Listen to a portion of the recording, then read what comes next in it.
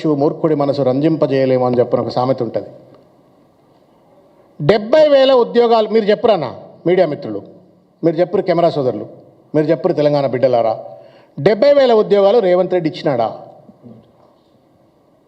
70,000 ఉద్యోగాలకు నోటిఫికేషన్లు ఇచ్చినాడా? రిక్రూట్మెంట్ ప్రాసెస్ కండక్ట్ చేసినాడా? మొత్తం మీద ఈ 3 సంవత్సరాల కాలంలో రేవంత్ రెడ్డి గారు ఇచ్చిన ఉద్యోగాలు కేవలం 16 నుంచి 17,000 ఉద్యోగాలు మాత్రమే ఉంటాయి. నేను 2 లక్షల ఉద్యోగాలు ఇస్తా అని చెప్పి నేను వాగ్దానం చేస్తే వాట్ డస్ ఇట్ మీన్ అన్న? ఇట్ మీన్స్ దట్ నేను ఆ ఉద్యోగాల ఖాళీలను గుర్తిస్తా, గుర్తించిన ఖాళీలను భర్తీ చేయడం కోసం ఒక రిక్రూట్మెంట్ ప్రాసెస్ ప్రక్రియ మొదలు పెడతా. అది మొదలుపెట్టి రిక్రూట్మెంట్ చేసి నేను 2 లక్షల కొత్త ఉద్యోగాలను నేను అపాయింట్మెంట్లు ఇస్తా. రేవంత్ రెడ్డి ఏం చేస్తుండు? ఏ దొడ్లే కడితేంది, నా దొడ్లే ఇంత చాలు, కేసీఆర్ గారి దొడ్లే కడితే ఏం కాదు, నా దొడ్లో వచ్చి ఇంత చాలు అన్నట్టున్నది. నీ దొడ్లే ఇన్నట్టు అనుకున్నట్టు ఇవాళ ఆయన కష్టపడి గుర్తించిన ఖాళీలు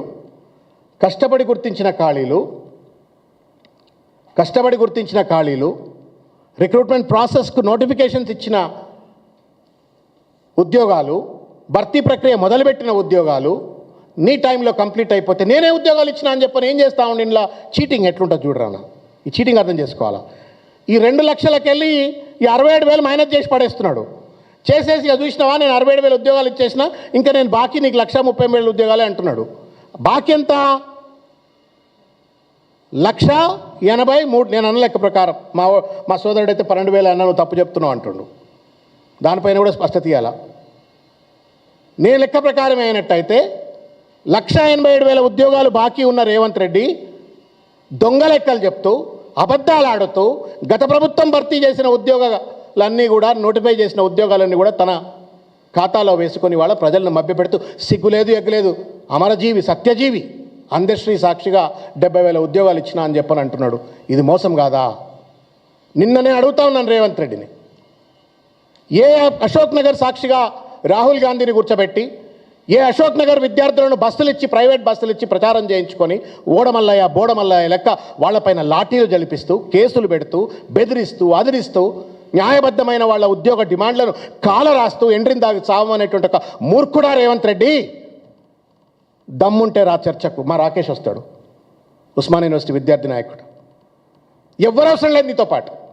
లేకపోతే అశోక్ నగర్లో ఉన్నటువంటి ఒక 2-3 విద్యార్థులతో నువ్వు చర్చ చేయి బిడ్డ, ఒప్పి నువ్వు కనుక 70,000 ఉద్యోగాలు ఇచ్చినాను, ముక్కు నెలకు రాసిన జీవితంలో మళ్ళీ రాజకీయంలో ఉండ. ఎవరిని మోసం చేస్తున్నావు రేవంత్ రెడ్డి? ప్రతిదానికి అన్న బిచ్చం వేసినట్టు. ప్రభుత్వ ఉద్యోగాలు భిక్ష కాదన్న. నేను when I see that symbolic gesture of giving the orders, నేను కష్టపడితే, నేను ఎగ్జామ్ రాస్తే, నేను పాస్ అయితే నాకు వచ్చిన ఉద్యోగం అది. దాన్ని నువ్వేదో నేను బిచ్చం ఇచ్చినట్టుగా లాల్ బహదూర్ స్టేడియంలో పెట్టి ఒక్కొక్కరిని లైన్లో నిలబెట్టి పట్టాలు ఇస్తున్నావు. I leave it your wisdom. But అది భిక్ష కాదు రేవంత్ రెడ్డి. నీ అవసరానికి ఉద్యోగస్తులను భర్తీ చేసుకుంటున్నావు. నువ్వు ఇస్తానన్న వాగ్దానాన్ని అమలు చేస్తున్నావు. దానికి ఏదో భిక్ష ఇస్తున్నట్టుగా రాజకీయ డ్రామాలు ఆడుతున్నావు. జీవో 29 నేను చాలాసార్లు చెప్పిన, గ్రూప్ 1 ఎగ్జామ్ ఎంత దుర్మార్గంగా కండక్ట్ చేసిండు. బీసీల, ఎస్సీల, ఎస్టీల గొంతు కోసే విధంగా జీవో 29 పట్టుకొచ్చిండు. తప్పుడు పద్ధతిలో నిర్వహించిండు.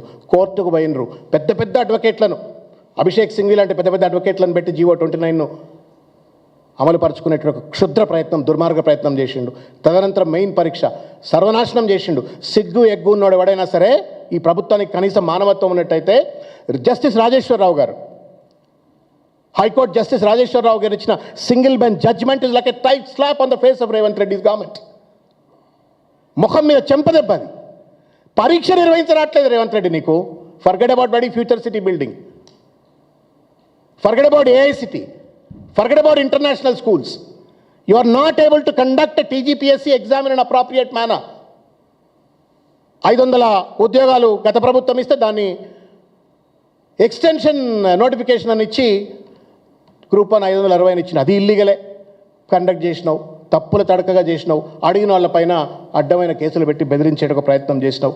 ఇది ఎంతవరకు న్యాయం అవుతుంది? 15,000 కానిస్టేబుల్ ఉద్యోగాలు ఖాళీలు ఉంటే మీ జాగిర్లా ఏమన్నా? 5,000 ఉద్యోగాలు ఇస్తాం మేము, తర్వాత ఇయ్యమంటివి. ఇస్తా అన్నది నువ్వే, ఖాళీలు ఉన్నాయన్నది నువ్వే.